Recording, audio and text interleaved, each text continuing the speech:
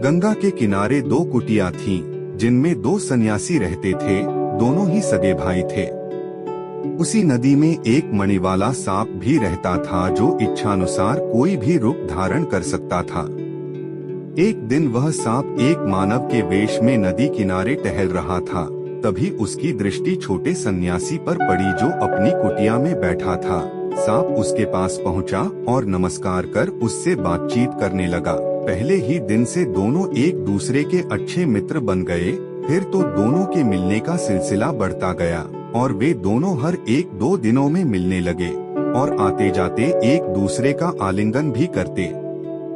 एक दिन सपा अपना मानवीय रूप त्याग अपने असली रूप में प्रकट हुआ। उसने अपने कंठ से निकाल अपनी मणि भी उस सन्यासी को दिखाई। सांप के असली रूप को देखकर सन्यासी के होश उड़ गए। डर से उसने अपनी भूख प्यास भी खो दी।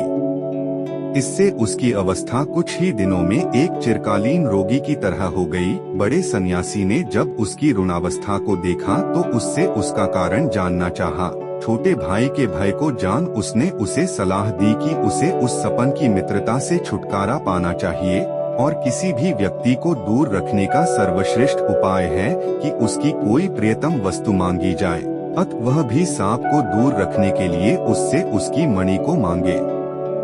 दूसरे दिन जब वह सांप छोटे सन्यासी की कुटिया में पहुंचा तो सन्यासी ने उससे उसकी मणि मांगी।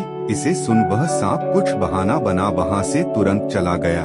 इसके पश्चात भी सन्यासी की 2 बार सांप से मुलाकात हुई और उसने हर बार उससे उसकी मणि मांगी। सांप तब उसे दूर से ही नमस्कार कर चला गया और फिर कभी भी उसके सामने नहीं आया।